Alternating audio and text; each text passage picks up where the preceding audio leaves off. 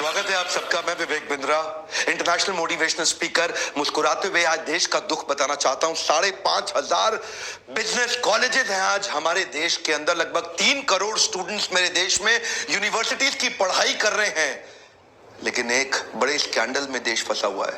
आप जानते हैं, आज एसोचैम की रिपोर्ट बता रही है 93% स्टूडेंट्स जो पास आउट हो रहे हैं ना, या तो वो अंडर एम्प्लॉयड है या अनएम्प्लॉयड है। आज देश की समस्या अनएम्प्लॉयमेंट नहीं रह गई है, आज देश की समस्या अंडर एम्प्लॉयमेंट बहुत बड़ी है। एक स्टूडेंट जो एजुकेशन लोन लेके माता पिता बड़े सपनों के साथ उसको भेजते हैं एमबीए इंजीनियरिंग के कॉलेजेस के अंदर, हेफ्टी लोन लेता है। 20 लाख रुपया आज एक अच्छा प्राइवेट कॉलेज चार्ज कर रहा है। 20 लाख रुपए लेने के बाद एनपीए 147% बढ़ गया है। लोन की रीपेमेंट स्टूडेंट कर नहीं पा रहे। जितनी की उनकी तनख्वाह लगती है उतने में वो उस इंटरेस्ट को भी मीट नहीं कर पा रहे। उसकी एजुकेशन लोन की किस्त तो बहुत छोड़ दो, क्योंकि इनकॉम्पिटेंट फैकल्टीज आती जा रही है। देखिए, कॉलेज को आज क्या चाहिए? प्रॉफिटेबिलिटी चाहिए। प्रॉफिटेबिलिटी के लिए सस्ता प्रोफेसर हायर करना चाह रहे हैं। मैं कई सारे कॉलेजेस में गया, मुझे स्टूडेंट आकर के मिलते हैं, मैं हैरान हो गया देख करके। 35-32 हजार रुपए महीना एक लेक्चरर को हमारे देश के अंदर मिल रहा है, और वही अच्छे लेक्चरर को हार्वर्ड के अंदर 16 लाख रुपए महीना मिल रहा है, स्टैनफोर्ड के अंदर 16.5 लाख रुपए महीना, क्योंकि वो अच्छे प्रोफेसर को रिटेन कर पा रहे हैं। और हमारे कॉलेजेस में क्योंकि अच्छा प्रोफेसर, देखिए अच्छा प्रोफेसर आएगा कहां से? 30-32-35 हजार रुपए महीना आप उसको दोगे, जिसको कोई नौकरी नहीं मिलती वो जाके प्रोफेसर बनता है। प्रॉब्लम क्या है? हमारे देश के अंदर 25, 26, 28, 30 साल तक चाहते हैं कि आप शादी होकर नौकरी करके सेटल हो जाएं। आज अगर आपको प्रोफेसर बनना है, पीएचडी करनी पड़ेगी। 5, 7, 8 एक्स्ट्रा साल लग जाते हैं एक आदमी को पीएचडी करने में। उसकी उम्र 30-32 साल हो जाती है जब तक वो किसी कॉलेज में जाके प्रोफेसर लगता है। लेकिन अगर एमबीए खत्म करने के बाद आप अगर टैलेंटेड हैं, टैलेंटेड आदमी प्रोफेसर नहीं बनना चाहता, इकोसिस्टम ही अलाउ नहीं कर रहा मेरे देश का आज उनको प्रोफेसर बनने के लिए, वो कॉर्पोरेट ज्वाइन कर लेता है। 24-25 साल की उम्र में 40-50, 60 हजार रुपए, 70 हजार रुपए तनख्वाह उसकी। अगर वो कॉम्पिटेंट आदमी है, लाख रुपए पहुंच जाता है अगले 5-7 साल में। यहां पे इकोसिस्टम में अच्छे प्रोफेसर ना होने के कारण कॉर्पोरेट कैंपस और कॉलेज कैंपस अलग अलग संसार हो गए हैं। ध्यान दीजिए, कम ऑन। स्टूडेंट का लेवल ऑफ एस्पिरेशन और उसका लेवल ऑफ प्रिपरेशन जमीन आसमान का अंतर है। वो प्रिपेयर्ड यहां के लिए है, एस्पिरेशन प्रिपरेशन में इतना अंतर हो गया। उसका कारण क्या है? कॉलेज कैंपस अलग ही संसार है, कॉर्पोरेट कैंपस अलग ही संसार है। इंडस्ट्री रेडी स्टूडेंट दे नहीं पा रहे। आज महारत्ना, नवरत्ना, पीएसयू हमारे देश के अंदर उन्होंने 28% नौकरी न्यू जॉब हायरिंग कम कर दी, क्योंकि लीन मैनेजमेंट स्ट्रक्चर ले रहे हैं। ऑटोमेशन आता जा रहा है, आर्टिफिशियल इंटेलिजेंस बढ़ता जा रहा है, लीन मैनेजमेंट प्रोसेसेस बढ़ते जा रहे हैं, जॉब्स कम हो रही हैं। और जिस रेट पे आज देश की इकोनॉमी ग्रो कर रही है, उससे कहीं ज्यादा रेट पे देश में इंजीनियर्स प्रोड्यूस हो रहे हैं। वो इंजीनियर्स कंज्यूम नहीं हो पा रहे। पिछले कुछ सालों में 70% एमबीए एनरोलमेंट बढ़ा है। माँ बाप सोचते हैं कि मेरा बच्चा पढ़ के आएगा। लिटरेसी रेट यूथ का 92% है, मैं मानता हूं, लेकिन ये लिटरेसी रेट कागज पे है, क्योंकि आज की पढ़ाई डिग्री लेने के लिए हो रही है। वेल फिल्ड माइंड है, वेल फॉर्म्ड माइंड नहीं है। और ये वेल फिल्ड माइंड आपको कुछ नहीं देगा। दुनिया भर के देशों में हमारा भारत आज is one of the youngest countries in the world. China की एवरेज एज 37 साल है, रशिया 37 साल, यूएस 38 साल, कनाडा 38 साल, ऑस्ट्रेलिया 38। ये सारे देश जितने भी हैं, इनकी एवरेज एज जो है मीडियन है ना, मीन मीडियन मोड निकालते थे ना मैथ्स में, इनका एवरेज एज ज्यादा है। हमारा देश यंग है।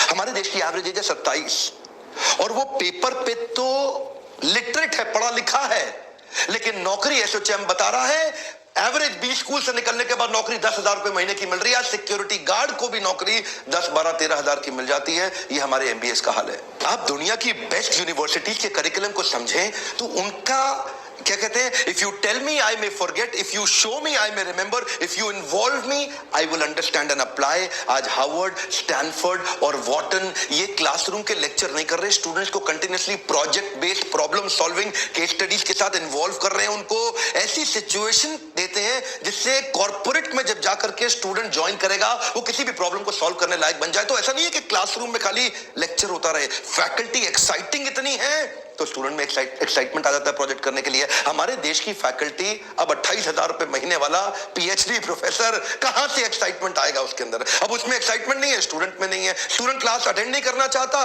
बंक मारना चाहता है, वो उसको बचाने के लिए 75% का अटेंडेंस का सिस्टम रख देते हैं, डी बार कर देंगे। अब उसका मोटिवेशन पढ़ाई नहीं है, 75% की अटेंडेंस है। अब वो 75% की अटेंडेंस के लिए आता है और बैठा रहता है ऐसे। अब उसको कोई अगर बाई चांस एक आधा प्रोजेक्ट दे भी दिया केस स्टडी करने के लिए साल 2 साल के अंदर, या साल में 2-3 दे भी दिए, तो वो जाता है दिल्ली में बेड़सराय है, वहां जाता है, ढूंढता है, बहुत सारे प्रोजेक्ट पड़े हुए हैं, 1000 रुपए देता है, प्रोजेक्ट खरीद के ले आता है जाके और जाके जमा कर देता है।